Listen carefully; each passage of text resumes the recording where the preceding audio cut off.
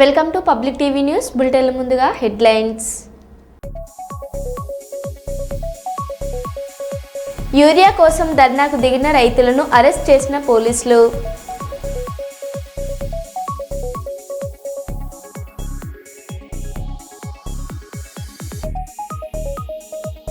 Amelia hospital వారి వినాయక విగ్రహం నిమజ్జనం కార్యక్రమం ఆనందోత్సవాలు.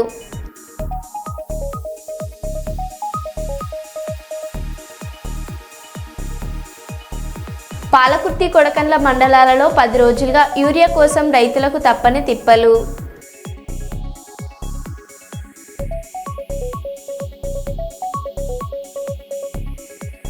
జనగామ జిల్లా దేవరపల మండలంలోని కొలువై ఉన్న విఘ్నేశ్వర స్వామిని దర్శించుకున్న టీపీసీసీ ఉపాధ్యక్షురాలు హనుమన్ల ఝాన్సీ రెడ్డి.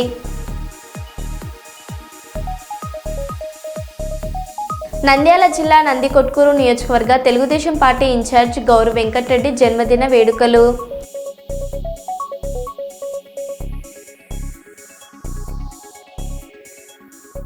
ఇక వివరాల్లోకి వెళ్తే, తాళం వేసిన ఇండ్లను లక్ష్యంగా చేసుకుని బంగారం మరియు నగదును దొంగతనం చేసే దొంగను అరెస్ట్ చేసిన ఎన్ఆర్పేట పోలీసులు. సుమారు 10,35,000 విలువ చేసే 109 గ్రాముల బంగారు ఆభరణాలు మరియు 42,000 నగదు స్వాధీనం. మొత్తం విలువ 10.77 లక్షలు. ముద్దాయిపై పైనుమూరు చిత్తూరు తాలూకా మరియు ఎన్ఆర్పేట పోలీస్ స్టేషన్ నందు పలు దొంగతన కేసులు కలవు.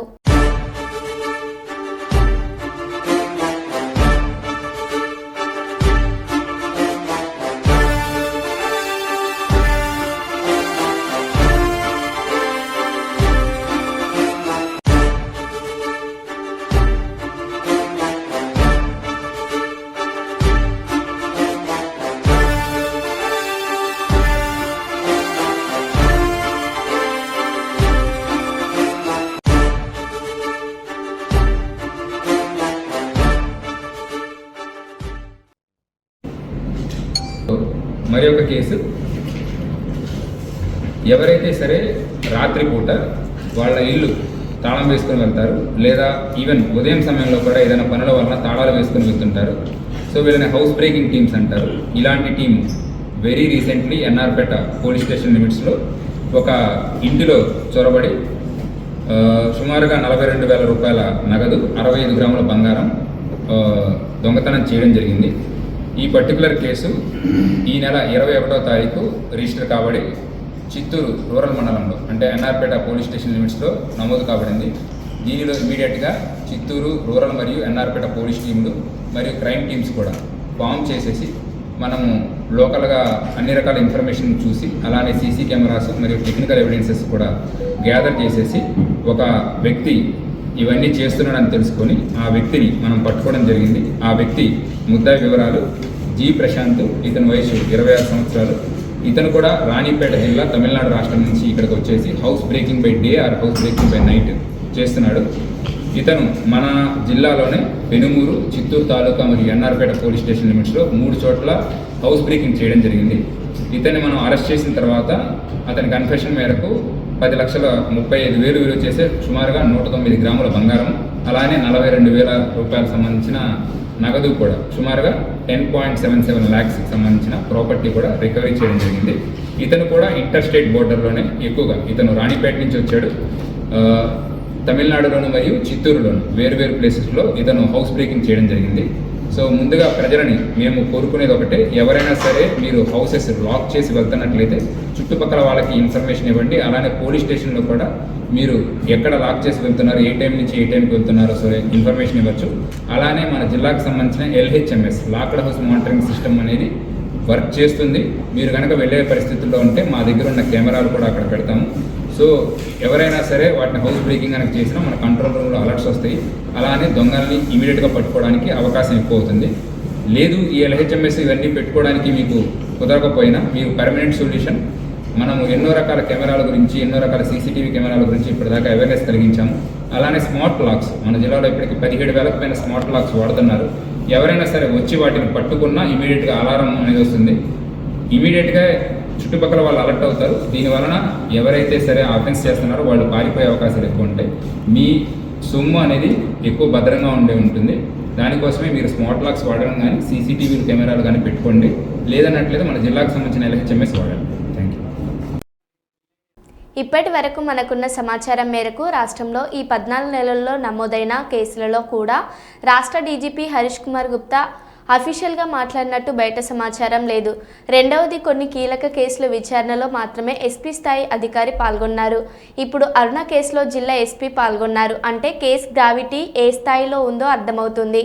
మొత్తానికి రౌడీ షీటర్ శ్రీకాంత్ అతిపెద్ద నేర సామ్రాజ్యం నిర్మించారు.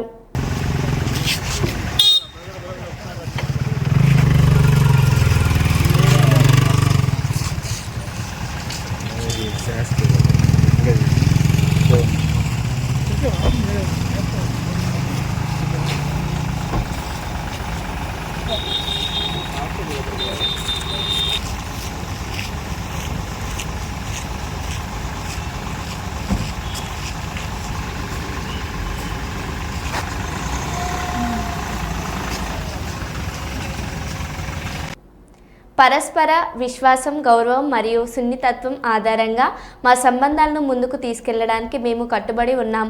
చైనా అధ్యక్షుడు జీ జిన్పింగ్తో ప్రధాని మోదీ.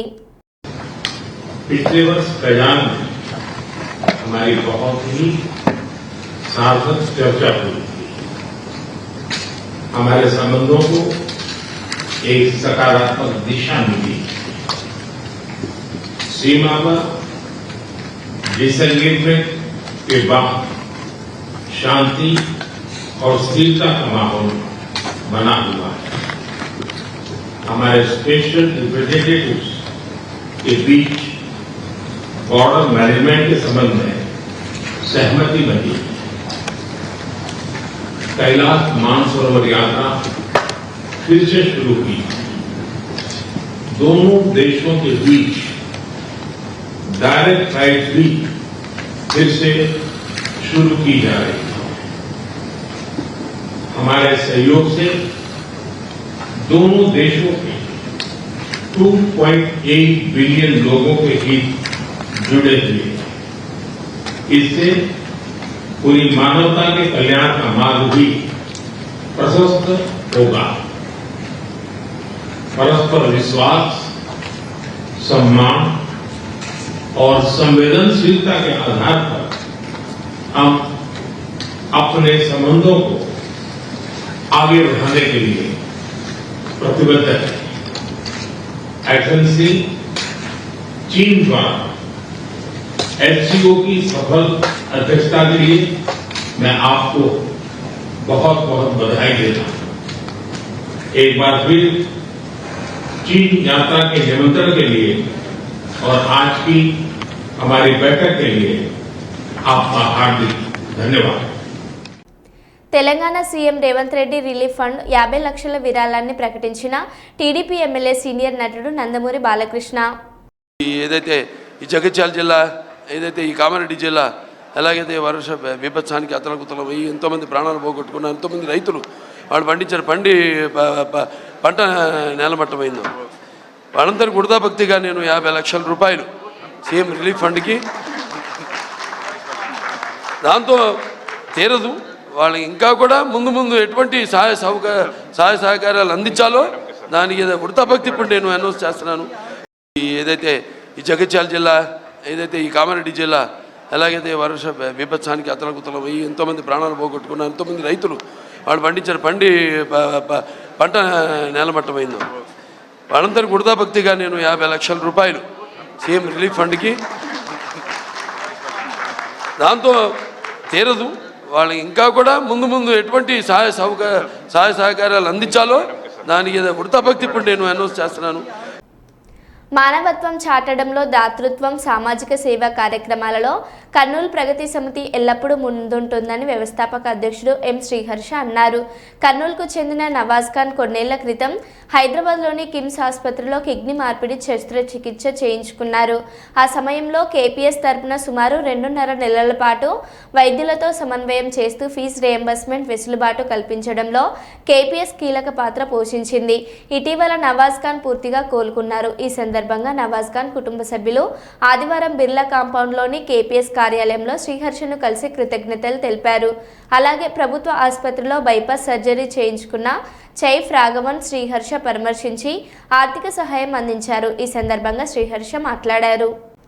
వినాయక చవితి వేడుకలను పురస్కరించుకుని నగరంలోని రాంబట్ల దేవాలయం వద్ద ఏర్పాటు చేసిన వినాయకుని విగ్రహాన్ని రాజ్యసభ మాజీ సభ్యులు టీజీ వెంకటేష్ దర్శించుకున్నారు.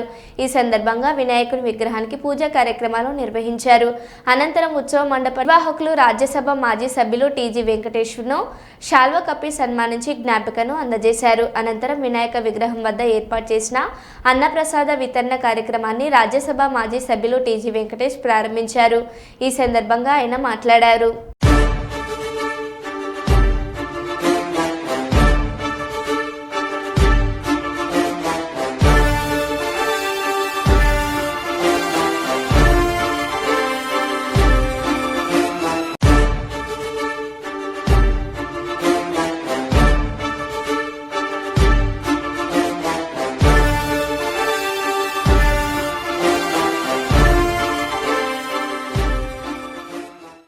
అసెంబ్లీలో బిల్లు పెట్టి జీవో పాస్ చేయడానికి 20 నెలలు ఎందుకు టైం వేస్ట్ చేశారు?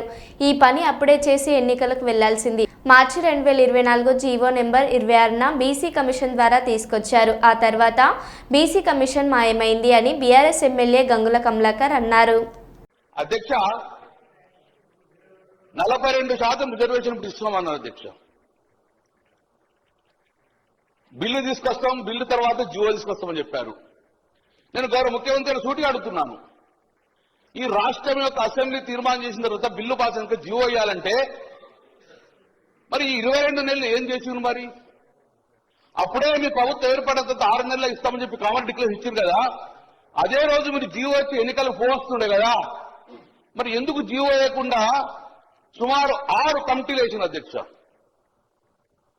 నేను ఒకటి వరుసగా మీకు చెప్తున్నా అధ్యక్ష, మీరు నిజంగానే ఈ రోజు కార్యక్రమం చేసే విధంగా అప్పుడే చేస్తే గిట్ట మీరు ఈ జీవో నెంబర్ 26 తీసుకొచ్చిండ్రు. జీవో నెంబర్ 26 మార్చి 2024 తీసుకొచ్చారు. బ్యాక్వర్డ్ క్లాస్ డిపార్ట్మెంట్ నుంచి జీవో ఇష్యూ చేసిన అధ్యక్ష. ఆ జీవోలో క్లియర్ గా రిజర్వేషన్ పాస్ చేసినాం, కులగన్న సర్వే చేస్తామని చెప్పి చేయడం అధ్యక్ష. ఈ జీవో నెంబరు బీసీ కమిషన్ ద్వారా వచ్చింది 26. దాని తర్వాత బీసీ కమిషన్ మాయమైంది, లేదు బీసీ కమిషన్. జీవో నెంబర్ 18 తీసుకొచ్చిండ్రు, ప్లానింగ్ డిపార్ట్మెంట్ ద్వారా ప్లానింగ్ డిపార్ట్మెంట్ ద్వారా సర్వే చేస్తామని చెప్పింది అధ్యక్ష. ఆ రోజు ఉత్తమ్ కుమార్ రెడ్డి గారు అధ్యక్షన కమిటీ చేశారు, బీసీ కమిషన్ మాయమైంది అధ్యక్ష.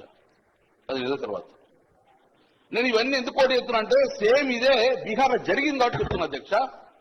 మేము దయచేసి మేము రాజకీయంగా మాట్లాడుతున్నాం, మా సూచన పరిణామం తీసుకుంటే ఈ బిల్లు పాస్ అయ్యి రాజ్యాంగ పరంగా మన చిక్కులు లేకుండా 50 చిక్కులు కావాలని కోరుకున్న వ్యక్తిని మేము. కాబట్టి జీవో నెంబరు 18 తీసుకొచ్చారు అధ్యక్ష. బీఆర్ఎస్ నాయకులు ఢిల్లీలో ధర్నాకు రాలేదని అంటున్నారు. మరి రాహుల్ గాంధీ, మల్లికార్జున ఖర్గే ఎందుకు రాలేదు? రేవంత్ రెడ్డి 52 సార్లు ఢిల్లీకి వెళ్లి ప్రధానమంత్రి అపాయింట్మెంట్ లేకుండా తిరిగి వచ్చాడని కేటీఆర్ అన్నారు. సార్ మేము ధర్నా చేశాము ఢిల్లీలో అన్నారు, మేము రాలేదు అన్నారు. సార్ ధర్నాకు మేము రాలేదు సరే, మరి రాహుల్ గాంధీ గారు రాలే, మల్లికార్జున ఖార్గే గారు కూడా రాలే కదా సార్. అంటే వాళ్ళు కూడా ఇది ధర్నా కాదు డ్రామా అనుకున్నారా సార్? ఎందుకు రాలేదు సార్? మరి అధ్యక్ష నిజంగా చెప్పాలంటే డిక్లరేషన్లు కాదు అధ్యక్ష, డెడికేషన్ కావాలి. మేము ఒకటే అంటా ఉన్నాం అధ్యక్ష, ఒకటే గవర్నమెంట్ 5 గొంతులతో మాట్లాడితే కరెక్ట్ కాదు. మీరు కన్ఫ్యూజ్ అయ్యి అందరినీ కన్ఫ్యూజ్ చేసే ప్రయత్నం కరెక్ట్ కాదు. డెడికేషన్ తో పనిచేయండి, శాస్త్రీయంగా పనిచేయండి. మేము సిన్సియర్ గా ఒకటే కోరుతా ఉన్నాం సార్. ప్రధానమంత్రి గారు అపాయింట్మెంట్ ఇస్తలేరు, ఇక్కడ ఉన్న ఎమ్మెల్యే గారు ఇప్పియాలంటారు. ప్రధానమంత్రి గారు అపాయింట్మెంట్ ఎమ్మెల్యే గారు ఇప్పిస్తారా సార్? ఎక్కడైనా దేశంలో మాకు తెలియదా? ముఖ్యమంత్రి కార్యాలయం నుంచి అడిగితే ఇస్తారు. 52 సార్లు ఢిల్లీకి పోయినారు ముఖ్యమంత్రి గారు, 52 సార్లు పోయినారు, 20 నెలల రికార్డు సార్ ఇది. మరి 52 సార్లు పోయి ప్రధానమంత్రి గారిని చాలా సార్లు కలుస్తారు. మొన్ననే చీఫ్ సెక్రటరీ గారిది మళ్ళీ మీరు రిపీట్ చేస్తుంటే నేనేం చేయాలి? అది కాదండి, మీరు రిపీట్ చేసుకుంటే అదే మాటలు మాట్లాడుతున్నారు. మీరు 2-3 సూచనలు అన్నారు, ఒక సూచన చేసి మళ్ళీ మొత్తం ఇష్యూ డైవర్ట్ చేస్తున్నారు. Please conclude. సార్ ఈ సమస్య తేలాలి అంటే ఇందాక నేను చెప్పినట్టు 2 మార్గాలు ఉన్నాయి సార్. ప్రధానమంత్రి గారి దగ్గరికి అఖిలపక్షం తీసుకుపోమనండి ముఖ్యమంత్రి గారిని, మా పార్టీ నుంచి కూడా వస్తాం. తప్పకుండా మా పార్టీ స్టాండ్ ఇక్కడ చెప్తున్నాం క్లియర్ గా we are in support of this bill అని చెప్తున్నాం. రెండోది సార్, ఏదైనా చేయాలి పని అంటే డెడికేషన్ ఉండాలి సార్, ఉత్త డిక్లరేషన్లతో కాదు. ఆ రోజు కేసీఆర్ గారు నేను ఆంధ్రప్రదేశ్ నుంచి పోతున్నా ఢిల్లీకి, తిరిగి తెలంగాణలోనే కాలు పెడతా అని చెప్పిపోయిండు, సాధించిండు. ఇవాళ ముఖ్యమంత్రి గారు కూడా చిత్తశుద్ధి ఉంటే సార్ వారు కూడా డిసిషన్ తీసుకోవాలా, చెప్పాలా. మరి బీసీ బిల్లు సాధించడో లేకపోతే నేను మళ్ళీ ఢిల్లీకి హైదరాబాద్కి రానని చెప్పి అక్కడే కూర్చోమనండి, జంతర్ మంతర్లో ఆమరణ దీక్ష చేయమనండి. మేము వద్దంటున్నామా సార్? కూర్చోమనండి గట్టి. డోన్ పట్టణంలోని 26వ వార్డు తారకారాం నగర్ నందు ఎన్టీఆర్ భరోసా పింఛన్ కార్యక్రమంలో భాగంగా గౌరవనీయులు డోన్ శాసనసభ్యులు శ్రీ కోట్ల జయసూర్య ప్రకాష్ రెడ్డి పాల్గొన్నారు. ఈ కార్యక్రమంలో పింఛన్ లబ్ధిదారులకు పింఛన్ పంపిణీ చేసి ప్రజలతో మమేకమయ్యారు. ఈ సందర్భంగా ఎమ్మెల్యే మాట్లాడారు.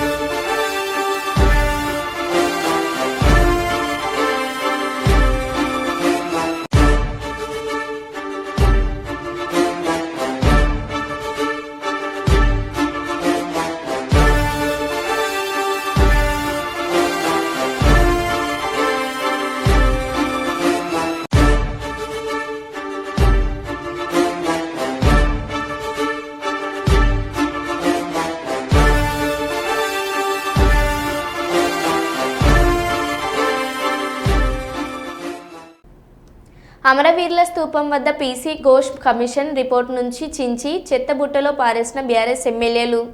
కాంగ్రెస్ పార్టీ రిపోర్ట్ అది గోస్ట్ రిపోర్ట్, అది ట్రాష్ రిపోర్ట్, అది ఈ రిపోర్ట్ చెత్తతో సమానం. అందుకే దీన్ని చెత్త ముక్కలో పడేస్తున్నాం.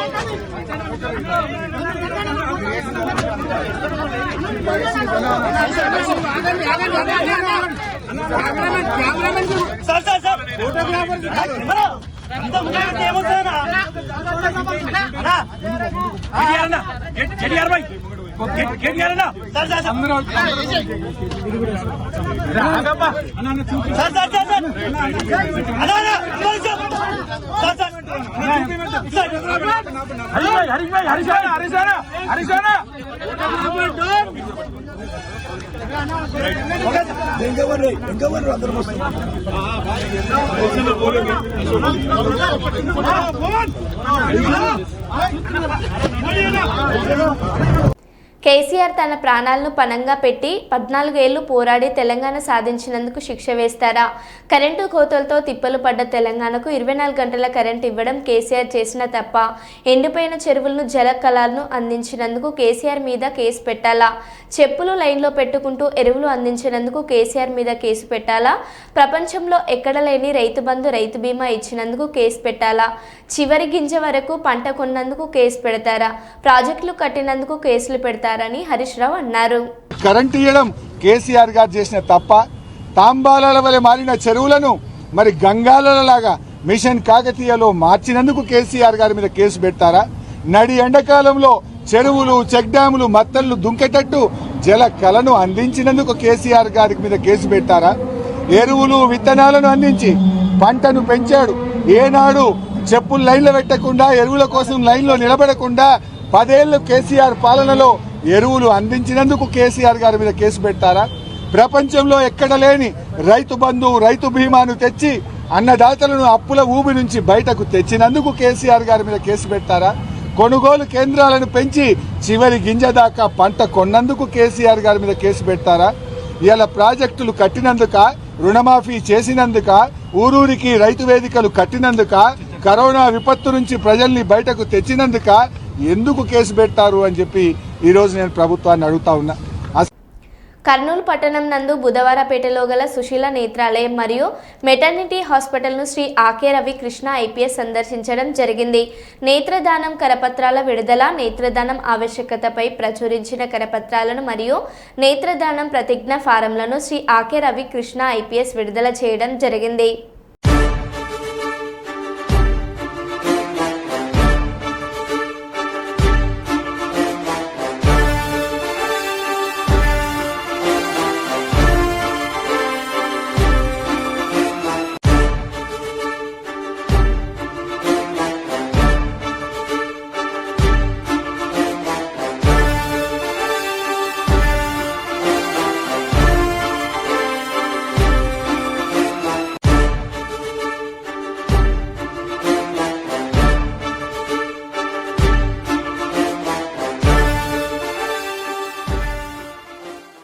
తాను తెరకెక్కించిన బార్బారిక్ సినిమాకు ప్రేక్షకులు రాకపోవడంతో డైరెక్టర్ మోహన్ శ్రీవత్సబోరును ఏడ్చారు.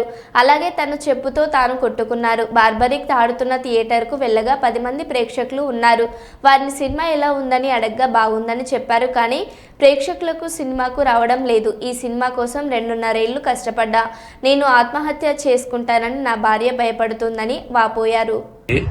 నేను డైరెక్టర్ అని చెప్పకుండా ఒక్కొక్కరికి అడిగాను భయ్యా, సినిమా ఎలా ఉంది, సినిమా చాలా బాగుంది అన్నారు. నిజం చెప్పండి భయ్యా, నేను డైరెక్టర్ని అని అంటే, సార్ డైరెక్టరా మీరు అని హక్ చేసుకుని సినిమా చాలా బాగుంది సార్ అని అంటే నాకు కళ్ళలో నీళ్ళు ఆగాలి. ఎందుకు మరి 10 మంది థియేటర్లో ఉన్నారు, 15 మంది థియేటర్లో ఉన్నారు, ఎందుకు నాకు అర్థం కాలేదు. అంటే ఏం చేస్తే వస్తారు? నేను ఇంత 2.5 ఏళ్ళు పిచ్చుకొక్కలా కష్టపడ్డాను. 2.5 ఏళ్ళు. మీకు ఒకటి చెప్పాలి, నేను నిన్న సాటర్డే ఆఫీసులో చిన్న మనస్తాపం అయింది. థియేటర్కి ఎవరు రావట్లేదని చెప్పేసి ఇంటికి వెళ్ళాను. మా ఆవిడ సినిమా 4:40 షోకి వెళ్ళింది. నేను 5 o'clockకి ఇంటికి వెళ్ళిపోతున్నాను చెప్పాను. నువ్వు సినిమా చూసిరా, నేను ఇంటికి వెళ్తున్నాను అన్నాను భయ్య. మా ఆవిడ పరిగెత్తుకొని వచ్చేసింది భయ్య. నాకు అప్పుడు అనిపించిపోయింది, నేను ఎక్కడ మనస్తాపానికి చెంది ఆత్మహత్య చేసుకుంటారేమో అని వచ్చేసింది భయ్య. అంటే 2.5 ఏళ్ళ కష్టం తనకు తెలుసు.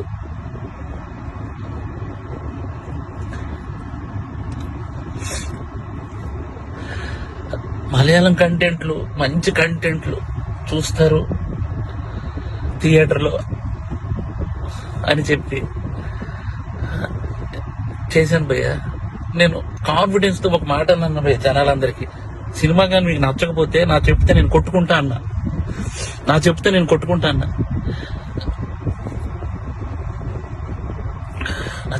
కొట్టుకుంటా అంటే కూడా జనాలు రాలేదు భయ్య.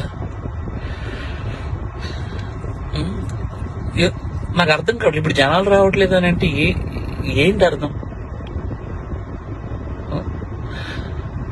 పని చేస్తా భయ్య, నేను ఇలా కాదు, నేను మలయాళం ఇండస్ట్రీకి డైరెక్ట్ వెళ్ళి అక్కడే సినిమా తీసుకొని ఒక తెలుగు ఆడియన్స్ గా ప్రూవ్ చేయడానికి వస్తాను భయ్య. నేను తెలుగు ఆడియన్ కి సినిమా తెలుగు కూడా తీస్తే ఎలా ఉంటుందో చేసుకొని వస్తాను భయ్య. మీరు మలయాళం సినిమాలు అయితేనే వస్తున్నారు భయ్య, అర్థమైపోయింది నాకు. అంటే పరభాష చిత్రాలు కంటెంట్ సినిమాకి ఒక్కసారి వెళ్ళి బాగాలేదంటే నేను ఒప్పుకుంటా భయ్య. మీరు సినిమాకే రాకపోతే నేను అసలు బాగాలేదు బాగుందో నాకు ఏం తెలుస్తుంది అసలు? నాకు ఎలా ఈ ఛాలెంజ్ నేను తీసుకున్నాను. నేను అది రిటర్న్ తీసుకొని నా చెప్పుతో నేనే కొట్టుకుంటాను. నా చెప్పుతో నేనే కొట్టుకుంటాను.